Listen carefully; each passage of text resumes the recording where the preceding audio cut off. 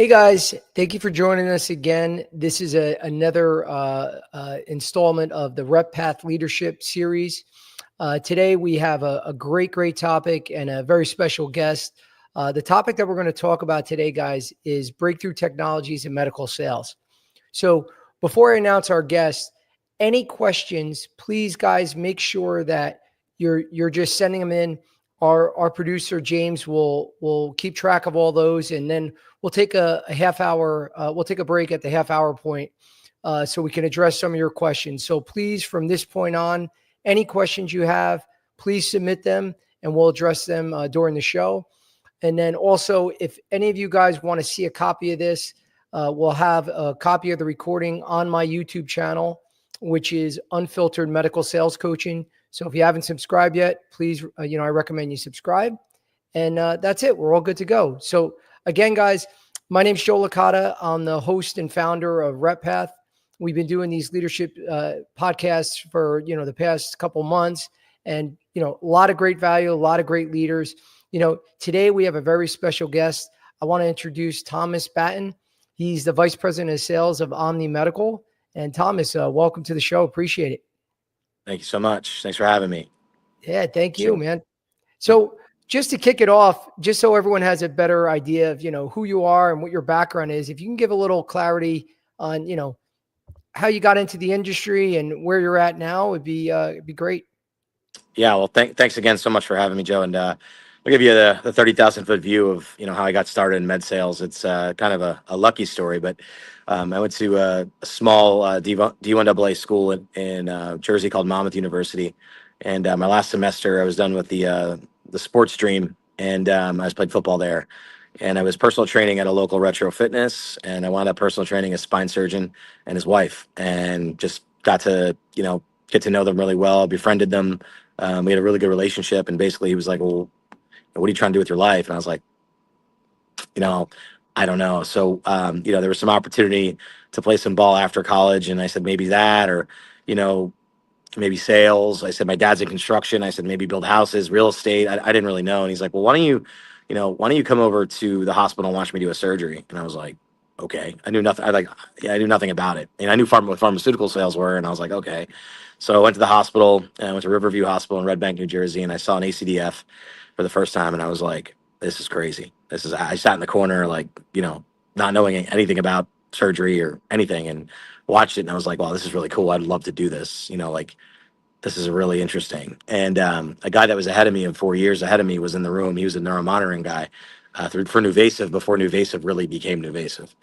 And I got talking to him a little bit at lunch after the case, and kind of just like, yeah, this is what I want to do. And so really my last couple of weeks in the semester I had an internship with Gordon, and sat and learned spine anatomy, spinal products, anything that, that had to do with the spine. He was teaching me, taking time out of his day and teaching me one-on-one. And I was able to do my internship with him. And I wound up working with his distributor that, worked with him very closely for a long time. He kind of plugged me in as a junior rep. And then I started with that distributor, started out at $36,000 a year, 1099.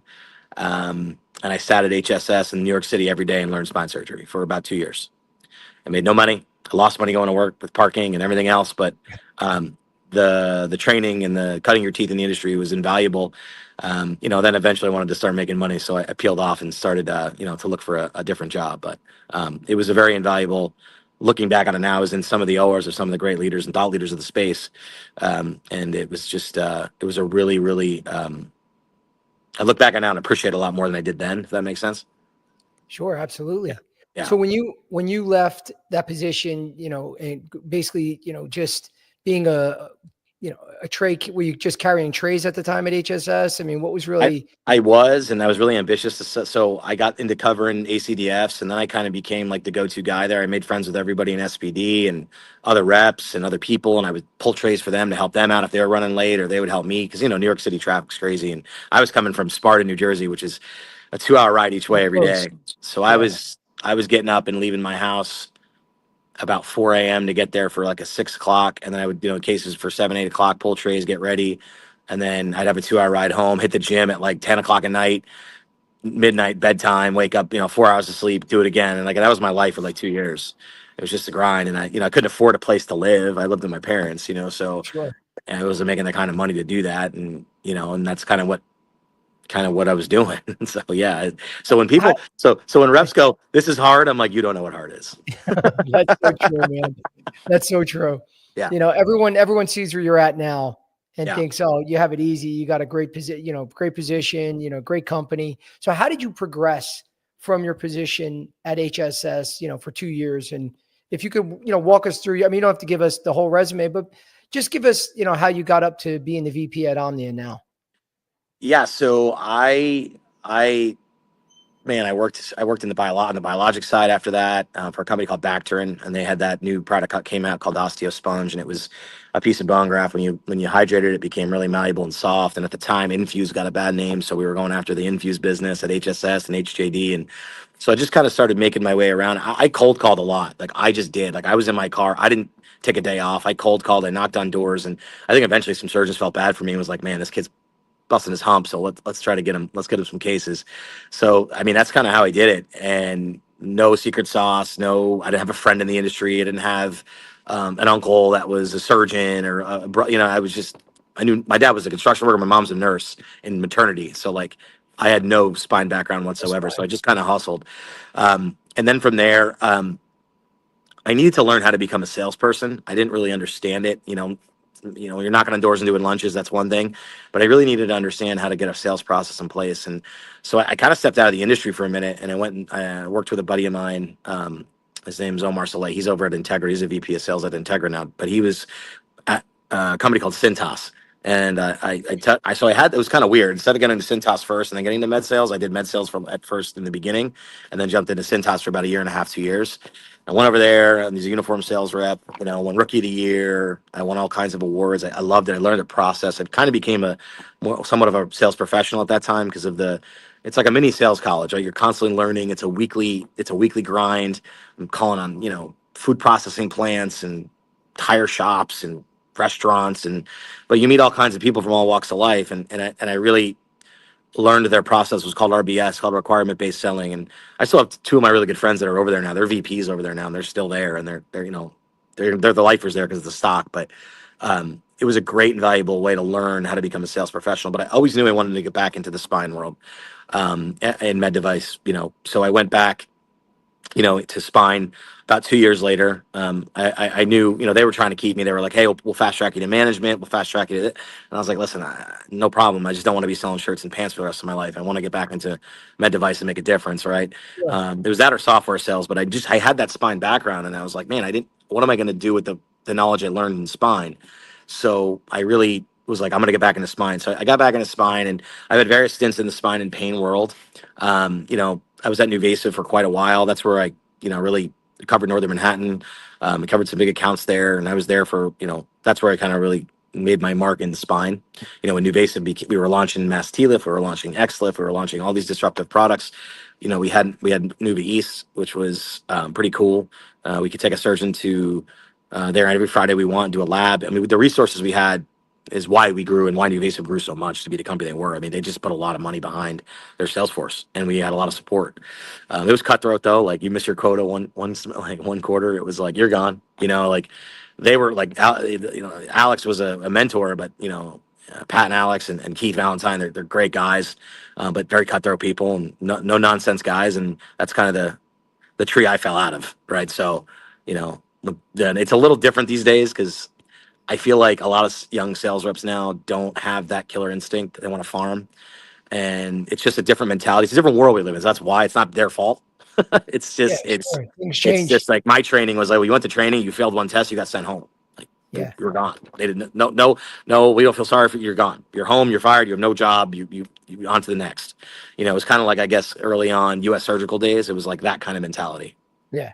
Yeah. Yeah. So you brought up two really good points that come up all the time with especially entry level guys that are applying. Number one, I mean, we hear it. I work with, all the big B2B companies, ADP, Cintas. We get a lot of candidates, Paychex, Enterprise. My niche just started at ADP, and all the big companies in med device and pharma, they love those backgrounds, because they all say the same thing. Obviously, they're reputable companies, but they're like, we love their sales training because you go there and you come out, knowing about sales. You're a very good sales rep. They just have to teach you how to sell their product, whatever it is in the medical world. So what is it that they do so well? So you can help explain to some of these guys that say, you know what, though, I want to just jump right in. If I have to wait a little longer, because sometimes I get this, I'll wait a little longer to get into med device. So what would be the reason why you recommend going to a company like Cintas or ADP first? That's a great question, and I really believe it starts with culture. So wherever you go, there's a culture of a company, and I think when you can buy into the culture a little bit and buy into their what they're selling you, you'll have a better chance of being successful.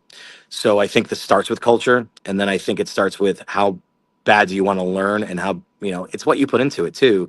I mean, there were sales reps at Cintas that would come and get trained, and they were great in the classroom, but they just couldn't sell in the field. And at the end of the day, it's relating to people. That's half of life, is being able to sit down and have a conversation and relate to somebody about anything. And I think a lot of people that were able to connect with a business owner and sit down and be like, hey, I'm here to help your image. I'm here to help your business. I'm here to do your payroll. I'm here to, do your benefits programs. If you come in as a consultant and not like a used car salesman and go, oh, I have all these things, or just start with one item and then go, this is good, but we also have this stuff over here. When you're ready, let me know. And that there's an art to being pushy, and there's an art to being a good salesperson, Sure. right?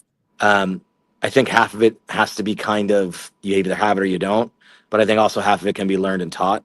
So back to the original question that you had asked, is I think it starts with culture, and then I think it goes into buying into what they're teaching you, right? Like, ask a lot of questions. I think the most successful people in sales listen.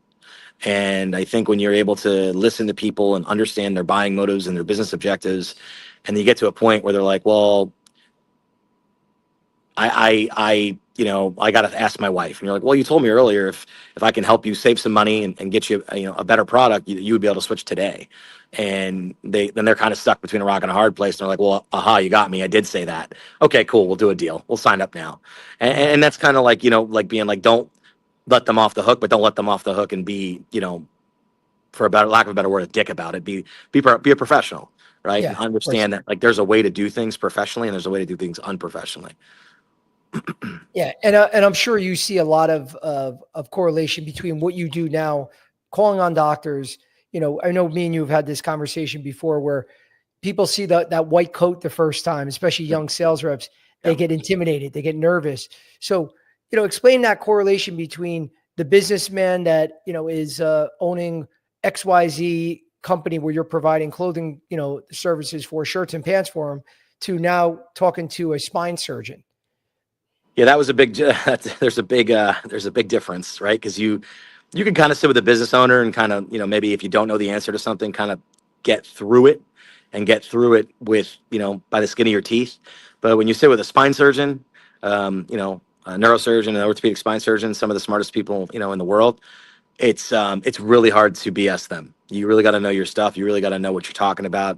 And it's not even the fact of when your product, something goes right with your product. The objections I've always gotten at a dinner table or in an office is, well, what happens if it goes wrong? How are you going to help me out, and how are you going to fix it? Or how does this product perform when this doesn't go right?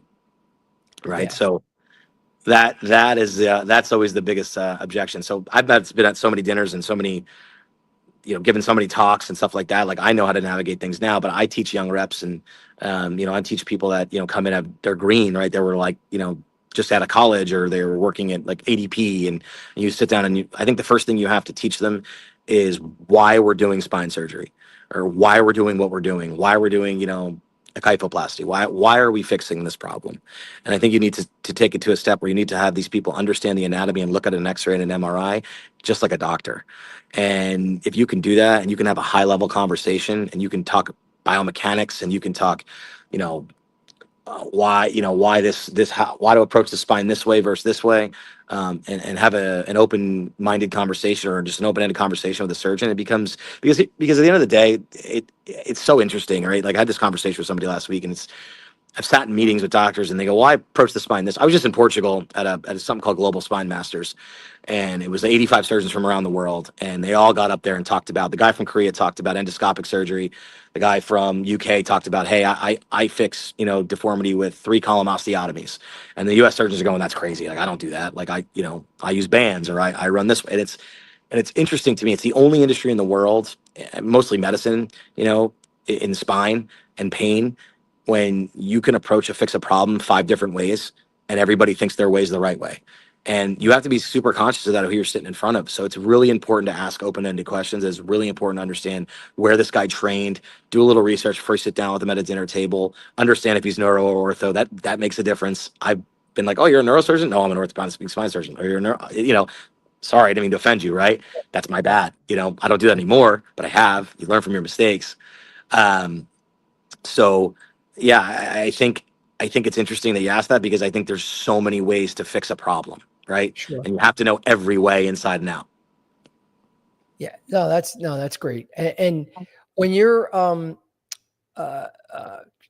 sorry, navigating that, I'm sorry, I just had a thought and now I just lost it. But you brought up another point that I definitely want to talk about and get your advice with. And that's in regards to, you said, your internship. So I get candidates every day asking me, Joe, how can I get an internship into medical sales? Now I know, my buddies in the financial world, it's very common. There's internships, in accounting, in every other financial department every day that they can get right out of college. But what was your approach, and how did you get that internship, and what would be your advice to young guys moving forward? Well, the first answer to that is I needed one. So I had to have one, and I was like, I don't know where I was actually studying. I was at Bachelor's of Science in Health Sciences, so it was like more of like a public health degree. So it was hospital administration stuff, running, understanding the public health sector. So my internship had to be something in the health field. It could have been anything. So it was very broad and open, which was kind of cool. So I just got to talking. His name was Gordon Donald. I actually just had dinner with him. He doesn't operate anymore. He had a problem with his eye. He had a nerve problem with his eye, but we're still friends and we still catch up. And literally, I did dinner with him a couple weeks ago. I'll get down to see him and Joanne every now and then, because I am indebted to him. Right. I wrote him a handwritten letter when I started being successful, thanking him, and he still has it. But back to your question about the internship, I just kind of was like, hey, I need this internship. I don't know if you have the time. Could I spend time in your practice and just like learn from you? And he had this huge education center, and they did labs there. It was in Eatontown, New Jersey. And he had physical therapy, he had chiropractic. He had, he had orthopedic, he had sports medicine. He had all kinds of, multi-specialties. So I got to learn from like the treatment algorithm from when a patient comes in for PT all the way to when they get to the end of his algorithm of treatment in spine surgery. So I kind of understood that early on, just in my internship, to understand there's a long process before a patient gets on the table for surgery. Otherwise, if it's trauma or not, that now obviously trauma is a different story. But then I just kind of asked, I was like, hey, can I sit and learn? He's like, well, I'll do your internship. I'll sign off on your hours. He's like, no problem. He was just like, absolutely, I'd love to teach. But he was so giving, and I don't know how many spine surgeons in the world are that giving. I was very lucky to like just kind of timing and navigate those waters. But that's not every young med device sales rep is going to get that opportunity. So I understand how lucky I am, but I capitalized on it and I didn't let it slip and blow it. Right. So do you think it'd be better for reps to, number one, start with people they know, and then see if they have any internships open? In terms of, most of us know at least one physician, whether it's a family member, a friend of a family member, someone, or are you looking online? I know we're fast forwarding, right? We're going back 20 something years to today, where they might be able to see internships online. I personally don't see a lot of internships being posted for medical every day. So how would you approach that in today's market? Are you approaching people and saying, hey, can I do a summer internship, or a fall internship? Or are you waiting for an opening online to apply to? I would ask. I think like in sales in general, like I would always just ask. The worst that someone can tell you is no, not right now. But check back with me in the future, and just keep checking back with them. We run a summer internship program with my company. We bring 2 interns in a summer. We pay them, and we get them to learn. Sometimes people come in, it's not for them. It's long hours, right? It's the OR. It's they get queasy, like they don't understand it. But some people do really well and they flourish. So I would ask. I would certainly do my research, and I would ask and be like, hey, is there an opportunity for me to learn from you? And even if it's unpaid, do it. Right. Learn. And because if you have experience and you sit down and you can have a conversation with somebody about the experiences that you've had, and it makes sense to them, then they're absolutely going to be like, wow, this person put some time in. Okay, cool. Let's have a conversation about maybe giving you a job, entry level, or coming back for a paid internship, right? So many people these days say no to opportunity, and I'm like, no, say yes to opportunity. Yes. Yeah. Don't ever say no. Say yes.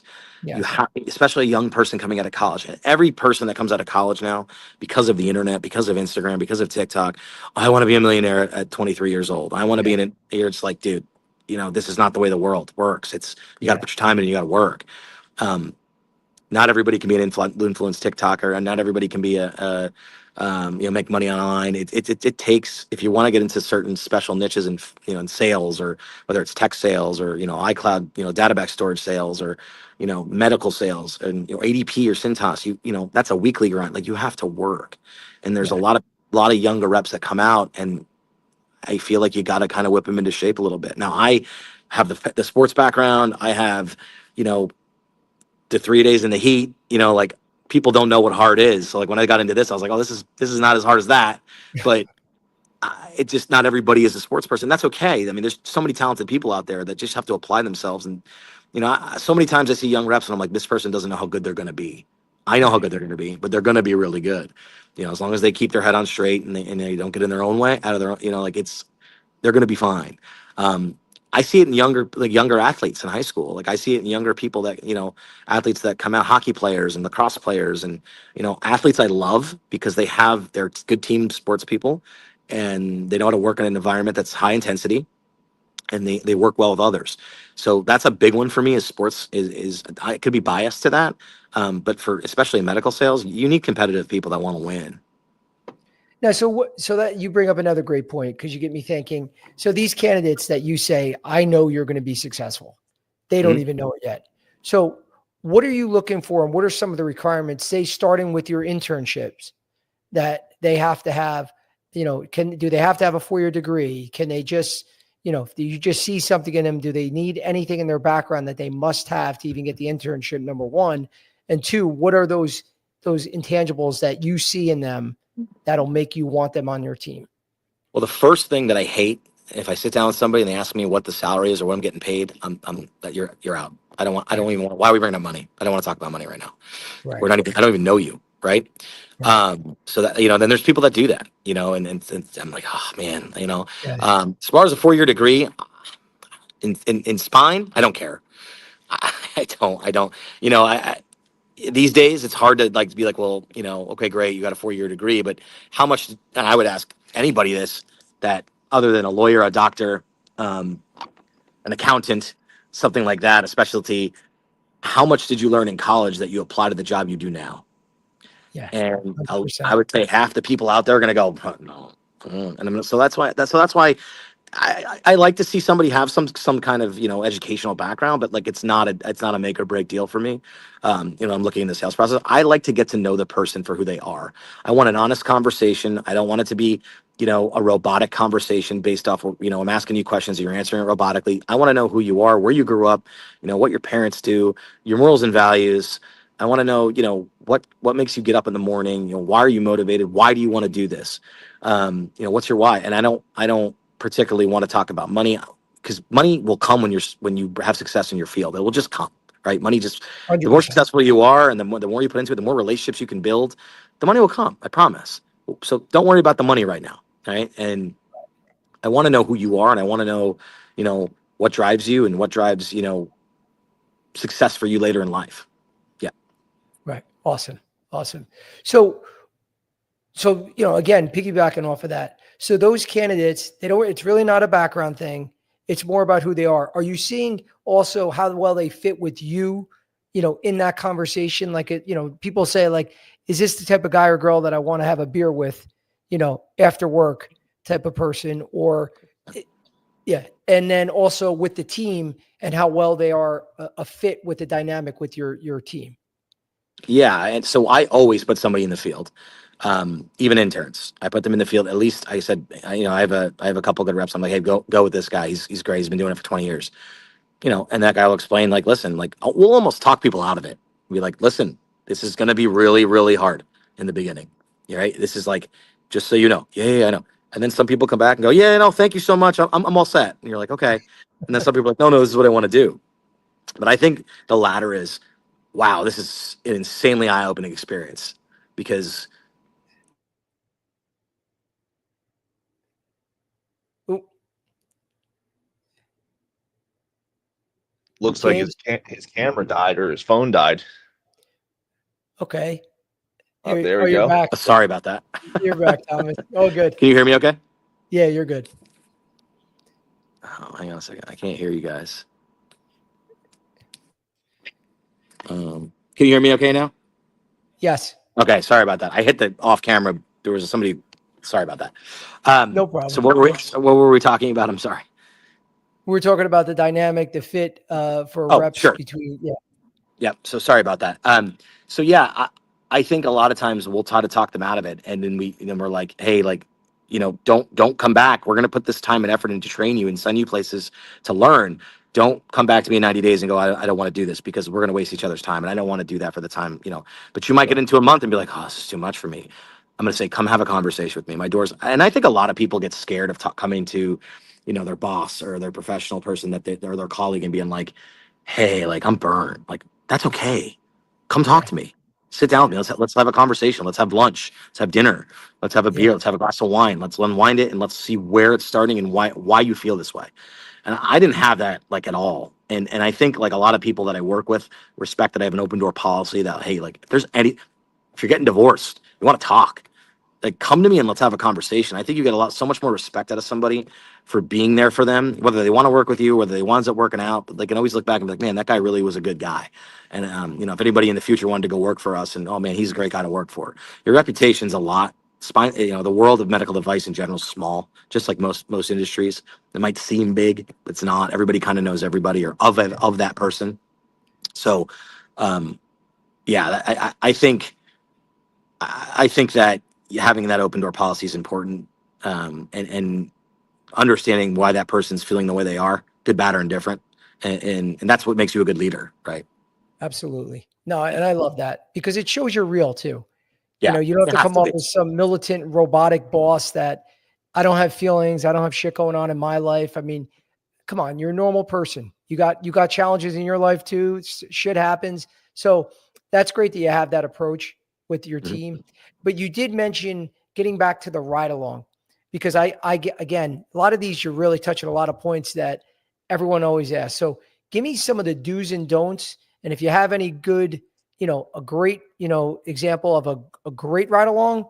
And then if you have a nightmare one too, you could share, but the do's and don'ts of what you should be doing on these. Well, the number one thing in that these days is if you're riding along and you're with somebody and you're on your phone all day, why are you here? Yeah. That phone it's addicting, man. I get it. It is. That's how we live our lives now. It's how we pay our bills. I understand that. But when you're there as a guest and learning and you're potentially going to make a career move for your life, pay attention. Get off your phone. Look what's going on. That's the one thing I tell my rep. If they're on their phone, tell me. I want to know. And I'll bring it up. But why are you on your phone? What are you doing? And they're like, yeah. And you're like, no, man, like this is an opportunity for you to make some real money and start your life. Yeah. That's the number one thing I look for is get off your phone and pay attention. Because, like anybody else, like it happens. I understand. I've been guilty of it. We all have. So would you want them to be taking notes? Not to cut you. I'm sorry to cut you off. But yes, absolutely. I've seen people come in and they take notes with a notebook. I'm like, wow, this person, this girl, this guy. And you know who really usually takes the notes? It's the girls. They do. They come in, they put their phone away, and they do. Like I have two girls that are just unbelievable. They're machines. And sometimes we happen to lose young women to pregnancy and marriage, but that's okay. That's life, but it's a risk you take, but it's fine. They're very dialed in and organized. A disaster ride along. would be that, on your phone, taking calls, like, disappearing. Where'd you go? I'm going to get a cup of coffee, go to the bathroom. You're gone for 10 minutes. What are you doing? Taking a phone call. Like, that's kind of a nightmare scenario, but a good scenario would be, hey, someone that comes in that's dialed in, that knows what they're doing, that's done some research, that's done some homework. I'm like, hey, know what an ACDF was when you come in, know what an SI fusion is, or know what a TLIF is. And then, okay, they come in and they know, you're like, okay, this is going to be a good start. But someone that comes in is completely unprepared, on their phone, not interested. It's a waste of everyone's time. And what about, because I always try to teach my clients to own your own development. And they always like, oh, what does that mean, Joe? It's like, don't wait for the company to tell you what to do or to train you on everything. They're going to give you a lot of resources. They're going to do a lot for you. But to really go above and beyond, like, for instance, you're naming all those different types of cases. Have you ever had examples of reps that are doing it on their own ahead of time, researching, observing videos on YouTube? And I mean, obviously, where technology has come since when we started, I mean, you can Google anything and it's going to pop up on any question you have. So what's your advice for that? Like some of the reps that have gone above and beyond, do you have any examples of that? Or yeah, so those people that go above and beyond, they're going to be probably making the most money, because they take the time out of their day to be a constant professional. How do you prepare, right? As cliche as it is, I have my mentor. I met him when I was 23 years old, Ray Lewis. I was a big football player, Ray Lewis and football. Okay, so hang on, Let's just get that right. So his motivation and the way he approached everything was like, proper preparation prevents poor performance, right? 5 P's.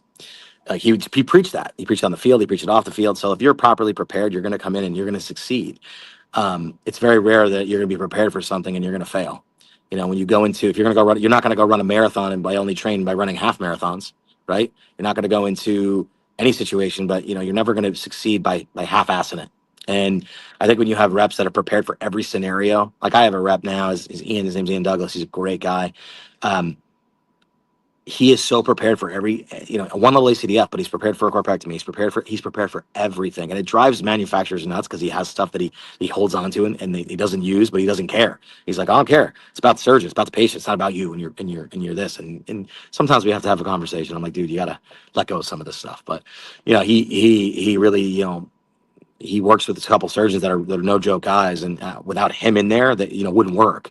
So, and the doc and the surgeons know that. So when he goes on vacation, it's like, oh man, Ian's away. Like, didn't go as smooth as if he was here. But that's where you bring real intrinsic value, is making sure the room goes smooth. It's not just the doctor; it's the whole room. You work the nurse, you work the scrub, you work the head of nursing in the department in the OR. Like, if you have a good relationship with everybody, and they can rely on you, and you can be dependable, and you're prepared. You're welcome every day to be, part of the team to be successful. That's great. That's great. I think we're going to pause right now just to see, James, do we have any questions from the crowd? Anything? Yeah, we got a couple. Please.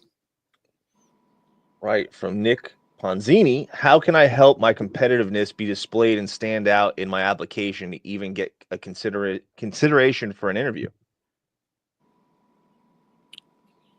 So that's a good question. I see it's by a guy named Nicholas. So Nicholas, I'll address your question. That's a good question. What are you doing, outside of school? What are you doing extracurricular?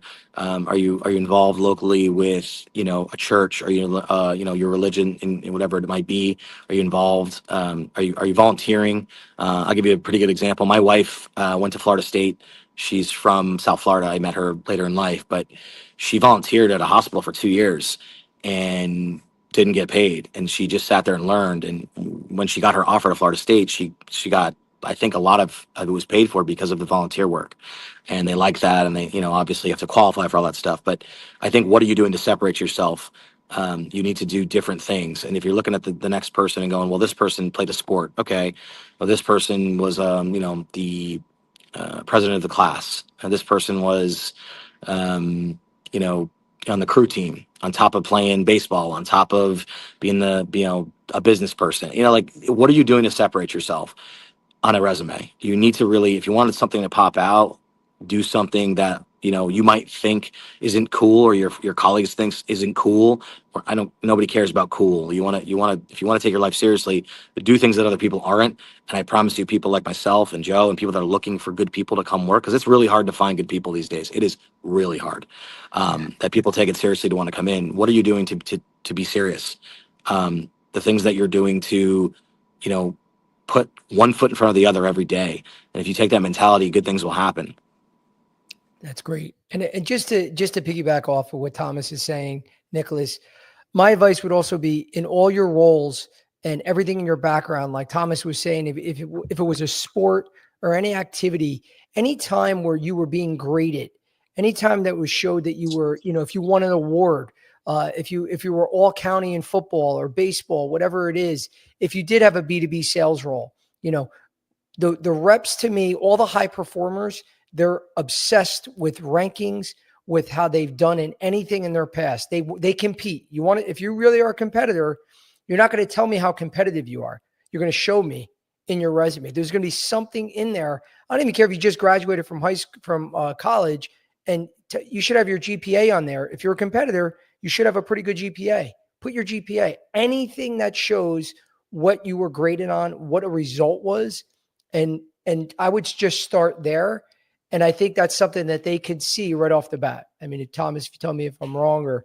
No, you're absolutely right. I used to get upset with, in the summer times when I go home between college, we would play sport. All my buddies would get together. We played mush ball. So like a high arc softball. I would get really angry with it if we lost. I would get really angry with the ump if he had been a bad call. Like that's how it was just wreck. We didn't get paid or anything. It was just wreck mush ball. I used to get so fired up if we lost. Like that's the mentality you need to take into life. Yeah, no, it's so true. It's so true. James, I'm sorry about that. If you can. That's all right. Keep it going. How would you recommend reaching out to local reps or regional managers to ask for shadowing or internship opportunities? Don't do it on LinkedIn. No, I'm kidding.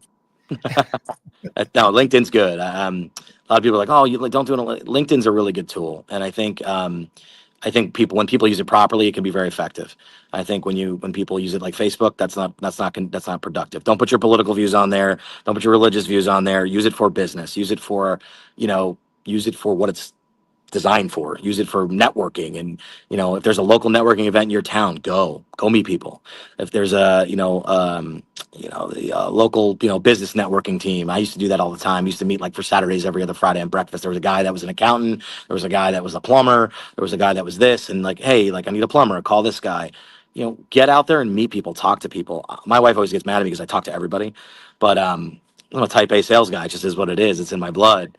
So my wife's kind of like, why are you talking to that person? Like, do you know how many times that I've made friends that way? And my guy that manages my money now, my finance guy, like I met him at a bar, and he's like the most amazing human being ever, and he's like a really like big time guy, and we're just at a bar having a conversation, and it's turned into like a friendship.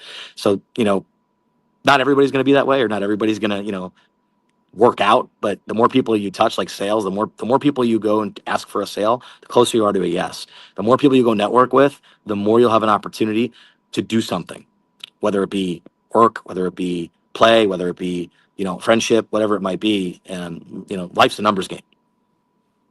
Yeah, that's. I mean, I agree too with Thomas. To what he was saying too about utilizing LinkedIn. Guys, treat every job interview or every job that's opening like it's a sales call. And Thomas, I'm sure can attest to this, that from the moment that you apply, 20 minutes. From the moment that you apply to the moment that you're in the interview to accepting the offer, getting objections during the interview. I mean, this is everything that you're going to have to do with a physician. So companies are always evaluating you. There's times that, because I know a lot of regional directors that people reach out on LinkedIn, they will not respond until they've reached out at least 3 times. Now some people say, I don't want to be a pain in the ass. But they want to see you try. That's some mentality. It might not be everyone's, but they want to see you give effort, because same with a physician. Very rarely you're going to walk in there the first time. The doctor's going to be like, hey, Joe, I love you. Yeah, sure, I'll use your product. It's never going to happen. It's going to take. It's impossible. They're actually. I mean, my niece, she just started the ADP. the same one. And I warned her the first couple of days. I'm like, people aren't going to like you. They're going to be mean. So don't take it personally. And she was a little not cocky, but I don't think she really believed it. And then she came home that first week, like deer in the headlights, like, holy cow, this is like nobody wants to see me. Now she's doing it a couple months and it's a different story. Think about what business owners are doing every day. They're managing payroll. They're trying to make, they're trying to get people in the door to their business. They're trying to make deals. The last thing they want to do is talk to the ADP person coming to sell them payroll. So it's a really, really, and if you can do that, and if you can sell shirts and pants and be successful at that, you're going to be okay at other things. But it's understanding that process, like we went back to earlier, and live it, live the process. Take it seriously. A lot of people I see so many people that come into a job and they're like, yeah, I'll be all right. I'll get another job. Like my cousin, I got him a job at Cintas, failed miserably. And I thought he had it. Not that he doesn't have the skills, because he's a football player. He's a good looking kid, very, very charismatic, has the it in sales, but the work ethic was not there.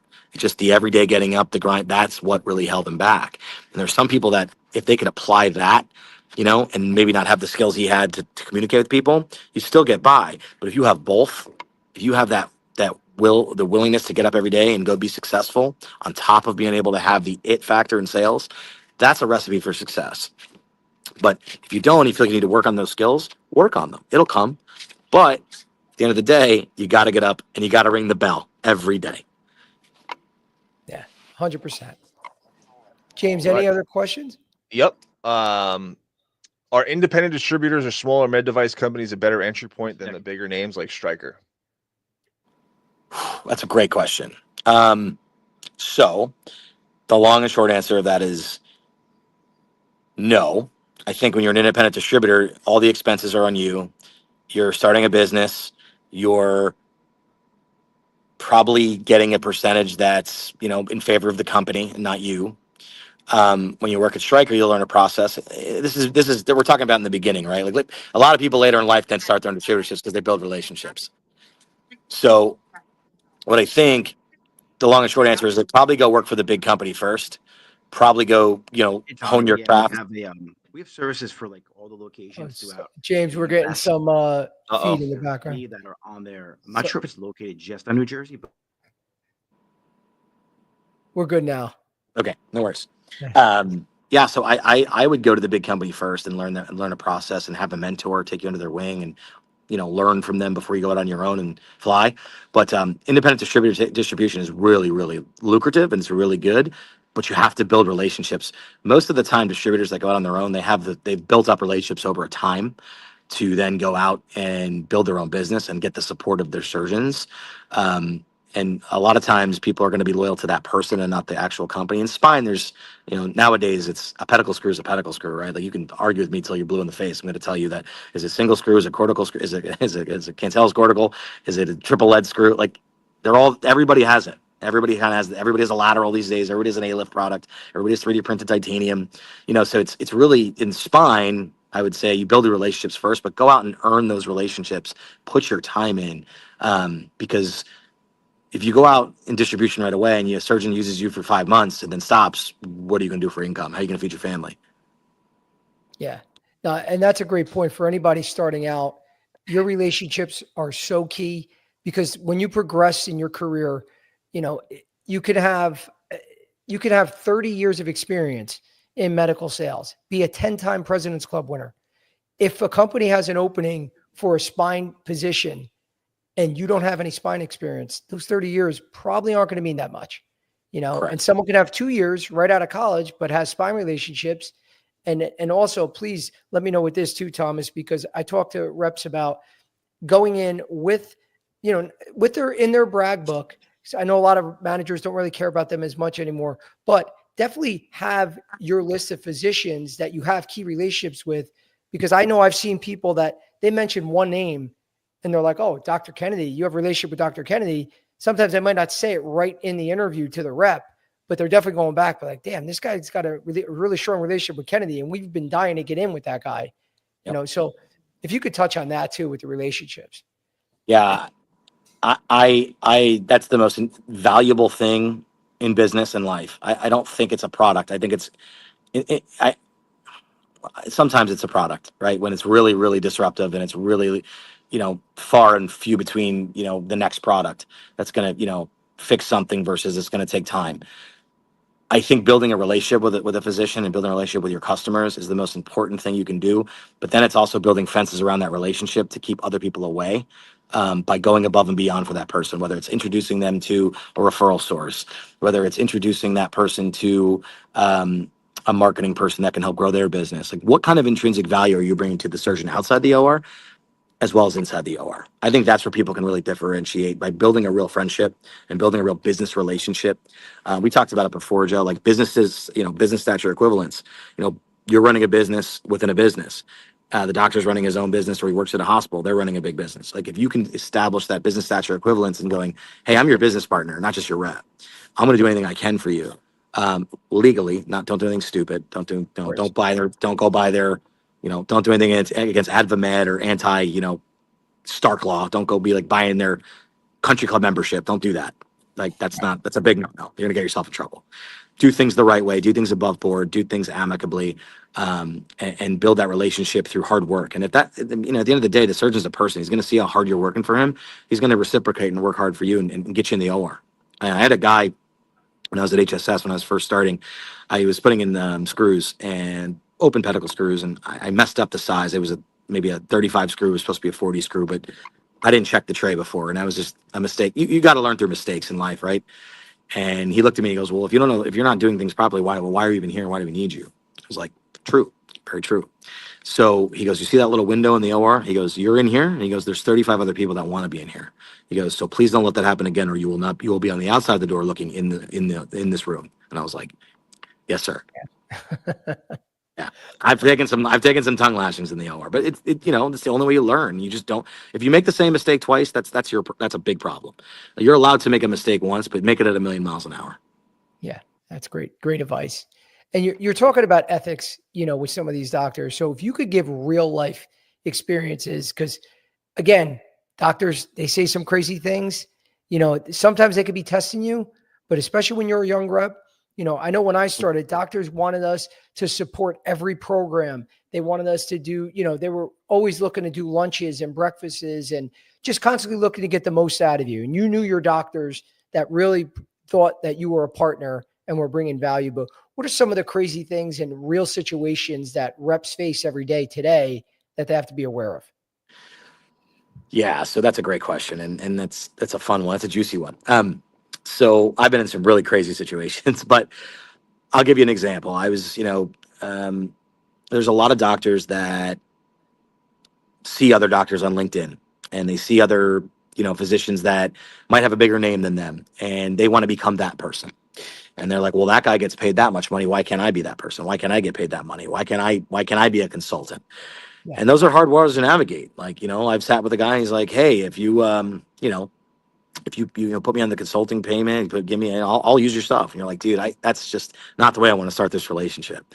Let's feel each other out. Let's do some cases together. If you're really interested in getting involved in the research and consulting and teaching, that's a conversation we can have with the owner of the company, the CFO, myself. We can sit down and put a game plan together on how to build you and build your name up, but let's do it the right way. Let's not go about it by sitting down and putting your hand out, right? More so. And those are the kind of the guys, and you kind of stay away from them over time. But I'm sure there's a lot of reps out there that get put in those vicarious positions going, I have people come to me, we got to get this guy on board. We got to do this. He's using this company, but they're doing this for him. And I'm like, that's great. That's not the way we do things. We do things this way because we're ethical. And that relationship's not going to last. I promise you, in a year or two from now, you'll get that surgeon's business by just playing chess and not checkers. Definitely. And I've always found that those doctors, you're not special. They're doing this to 50 reps. Oh yeah. They're hoping that one or two say yes. And I think a lot of times they're shocked when someone does say yes. And like, wow, I got one. I got a sucker here. Yeah, exactly. 100%. So yeah. Don't be afraid, guys, to say no, especially when obviously if you're unsure, you bring it up to your manager, but when it doesn't smell right, you don't need that many years of experience to know that they're trying to take advantage of you. So don't get yourself caught. Yeah. And when you're a young rep, you want anything more than to succeed, and you want to show you can do things, and you want to show, and sometimes, reps will go do things that are unethical, and you're like, man, like, there's no coming back from this one, but all right, you messed up. We'll fix it. We'll clean it up. I always try to fall on the sword for my reps and be like, no, no, no, it's my responsibility. I'll handle it. Right. Like, I don't want you to put yourself in a vicarious position. I will go out there and I will sit with this position and I will talk to him, and I can be the bad guy. Yeah, no, that's great advice, because it's better to put it on you. And then you can at least say, hey, I tried, but my boss, you heard my boss's excuse. I did my best. Most Right. doctors, they're not going to, if they're still going to be hard asses with you after that, then again, that's not someone that you really are going to build a future with anyway. And they're not going to be around, I agree. 100%. Yeah. So James, any other questions? We got not a question, but where is it? Great discussion, gents. Thank you for all of your insights. Thank you. And Nick. then we have, where is it? How should I follow up with someone if I don't hear back after asking about internship opportunities? How many times have you asked? Yeah. I don't have an answer for that. Yeah. No, I mean, I would say once or twice. Third times could be a charm. I wouldn't go more than 3 times. You have to also, as a professional, when you go through life, you have to understand when to cut cut ties and go to the next one. And the good thing about life, there's always more opportunity out there for somebody. So if it doesn't work out with this particular company or this particular person, or it's the wrong fit, fit is huge in any industry. Like, you might be a successful person, but you're having trouble because you're working for somebody that might not understand how you work. And maybe the next company would. So maybe you feel like you're being set up for failure at your current place or your current, asking for an internship. There's always more opportunity, and you will always find a way by, asking and exploring other opportunities. You'll find your niche and you'll find your way. You'll feel comfortable and be like, man. And then you'll once you get to a place where you're really comfortable and you're doing well and you're thriving, you'll look back on those opportunities to be thankful for them, because you were like, hey, it was a tough time, it was a stressful time, but I learned a lot. I grew as a person. And I think as we all progress through life, I think you think you know everything, and then you're looking back and you're like, wow, I didn't know anything. And now you're like, wow, now I know more than I did 10 years ago. So I think life's a constant learning curve. Good, bad. We lost your Person didn't sound. answer, go to the next person, and you'll eventually get some of that answers. That's great. James? We got, how can I make myself memorable when networking for internships, especially with busy reps or VPs like yourself? Come up and talk to me. Don't be afraid to come up and have a conversation. Like, make it conversational. Hi, I'm so-and-so. I'm John Smith from, Laredo, Texas, and I went to school here, and I did this, and I'm really interested in what you do. Ask questions. I love that. I love when somebody comes up and they're interested in kind of like what I do, and I'm like, wow, this is kind of cool. Then you get to kind of just having an open-ended conversation. I think putting yourself out there and not being closed up, and not being like, hi, how are you, and hi, how are you, and how many times are you going to say hi, how are you to somebody in a room? Go up and have a real conversation, because that's how it goes with these younger people. Hi, and I'm like, hey man, like, let me pull some info out of you. You know what I mean? Like, ask me some really hard questions. I want to know. I think that's a good way to stand out, is really go out and be confident. I think confidence is very key, and understanding what you're talking about when you're asking questions. Okay. If you were starting in medical sales today, what would you focus on learning and mastering first? I would understand anything that I'm doing, is understand the patient's anatomy first.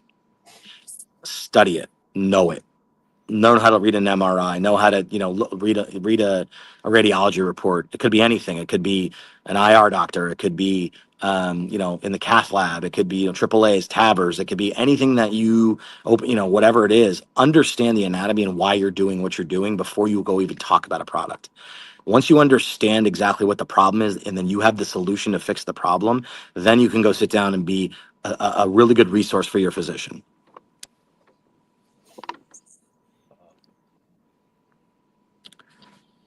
How far in advance do you recommend reps begin researching a new surgeon on their target list? I would get a work with your manager to work a plan of where you're going to be in your territory, and I would get every single doctor in my territory and study them back and front, and understand where they all went to school. What procedures are their favorite, what aren't their favorite. Poke around, ask questions, get to know the people in their office, their staff, become friends with those people. They can get you in, because it's really hard to get past the gatekeepers. Don't do it the wrong way. Do everything the right way. But yeah, I would study their backgrounds inside and out before going and sitting and have a conversation.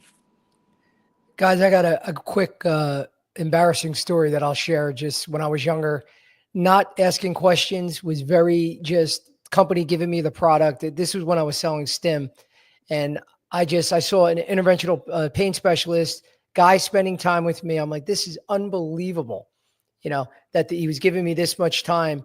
And I never asked him on the first, it was, I think by the third call, we would have good conversations about stim. We're trying to identify that patient. Finally, one day I asked on the third meeting, I said, do you do stim?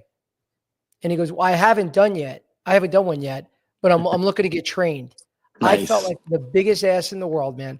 And I just assumed because he was an interventional pain specialist, they all do stim. And that wasn't the case. Never even asked him, have you been trained? Would you like to go to a training? And I screwed up. But again, you live and learn. I felt stupid. I've done that. Why did I waste my time with this whole dinner I just did, Yeah. Well, I'm kind of busy. I do like one a year, like one. Yeah. Oh yeah.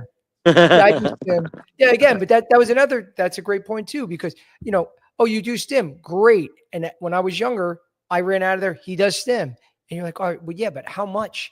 Because there was a big difference between a guy that does 5 or 6 a month, which is a whale, to doing one every quarter, or like you said, one a year. Right. They won't give you that information. They're always going to make it seem like they do more, to keep the conversation going and keep you doing things for them. But you just got to ask the question, how many, so. 100%. So I just, cause we're getting to any other questions, James? Cause I know we're getting close to the end of the hour.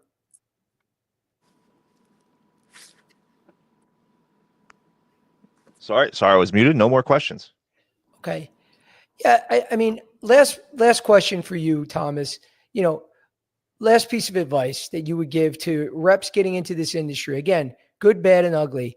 I got, tons of candidates that they could do a lot of other things in life, but they're coming to me saying, Joe, I think medical sales is for me. I get that exact statement. I think, they got a cousin, a friend, a buddy, they got a nice car. They see that they're doing well in their mind, and they look at the results of their hard work and think I could do that too. What would be your advice to someone getting into this today? It's so funny. I had this conversation with my friend about 5 hours ago today about a couple of our buddies, work in finance and Wall Street, and, S&P does well one week, then the next it doesn't. The days of making really good money on Wall Street, it's really hard. Back in the day, it was a lot easier. And we were talking about AI and how AI is going to kind of affect that world. It really is. I mean, that's the days of stock, finance people making a lot of money. It's at some point it's going to come to an end because it's all going to be automated. Sure. And I think the rep touch still in the OR, you still need a rep. You still need somebody. I mean, all these companies have tried to go repless. They can't do it. All these companies have tried to, take the rep out of the room. I think medical device is a very good, consistent way to make a living. Once you're in a territory and you're doing well and you build it and you understand what you're doing, I think you're always going to make some money. I think you're always going to constantly have some cash flow. Hospitals are constantly paying, insurance companies pay, Medicare pays. It's built into our system, right? On our way of life here in the US. And I think you're always going to be in a place where you're always going to be okay to provide for your family. Now you might get fired. But you have experience and you can find another job. I lost my job a long time ago at a company called Baxano Surgical. They went under, not because I lost my job. They ran out of money. And the HR person said, he's like, listen, you're going to be okay. And I was like, oh my God, my world's crumbling. And he goes, because you're in an industry of experience. And if you have some experience and you have some relationships and success, the next company will want you to come bring your experience and relationships to that company and you'll make money. So it's a different world nowadays. When I got into this, they were like, well, you don't have a lot of experience. Well, okay, we can teach you. Or, well, You've had 5 jobs. Well, we have people, you can't blame young people for having 5 jobs because people are hitting them up every day on LinkedIn, dangling a carrot. That's not their fault to go want to make more money and be better for themselves. I don't hold that against people. Like, oh, you job hopped. Okay, but why? Why did you really job hop? Because you wanted a better life for your family. Lost them again. Sorry about that. You don't want to always do that, but you want to bring your experiences and your relationships with you anywhere you go. And I think you're always going to have a good way of making a living in the medical sales field. That's great advice, man. Very real too. I mean, I'm sure, like you said, we hear rumors all the time about the number of jobs with AI that are going to be lost in the medical field, but that rep touch, I just don't see it either. I don't know how they can get away from it because there's a great rep in the room you can't replace right now with AI. I just don't see that. So I'm having trouble hearing you. I can't hear. You can't hear? James, can you hear me? Can't hear anything. I hear you. It might be on your end, Thomas. Yep. It's okay. Hang on. How about now? Thomas? Can you hear me now? We hear you. Can you see me? Yes. Okay. Yep. All right, cool. Sorry about that. I don't know what happened. It's okay. Yeah, I mean, but again, just to close up, because this has been an amazing, amazing call, amazing podcast. You provided a ton of insight. I just love that, you're giving a very real approach, which we always want, Yeah. and, and it comes down to, like you said, which really hit home with me is, those reps out there, the ones that listen. I mean, that's a big takeaway message for me if I'm a young rep, and just the ones that really want it, being on the phone versus taking notes, showing that you're really engaged. And also for a lot of young guys out there that do want the quick, social media, become a social media billionaire overnight, you got to realize it's a lifetime of hard work. You can make a lot of money and do really well, but you got to put the work in. And so those are the messages that, definitely resonated with me today on the call. And I thank you again, man. This was great, Thomas. We're going to be doing more of these. I would love to have you back. I would love to come back. I would love to come back anytime. Let me know. I would love to come back, chat it up again. I'd love to talk more about anything you want to talk about. I think this is a very great resource and I really respect what you're doing, Joe. I think it's amazing. I wish people did this like for me when I was coming up. So, RepPath and everything you're doing, I think it's an invaluable way to teach young people how to go be, professionals and kind of give them a crutch to how they want to get somewhere. So thank you for all you do.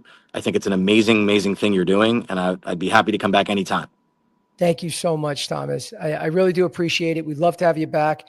And again, guys, for anyone that wants to see a recording of this, please go on YouTube, Unfiltered Medical Sales Coaching, and anything moving forward. If anybody is looking for more one-on-one coaching, please feel free to reach out, www.reppath.com, or you can message me on LinkedIn. But I appreciate everyone joining. Thank you again, Thomas. No problem. And everyone, take care. Have a great day and a great weekend. You too. Thanks. Take care. Thanks, Bye-bye. guys. Take care.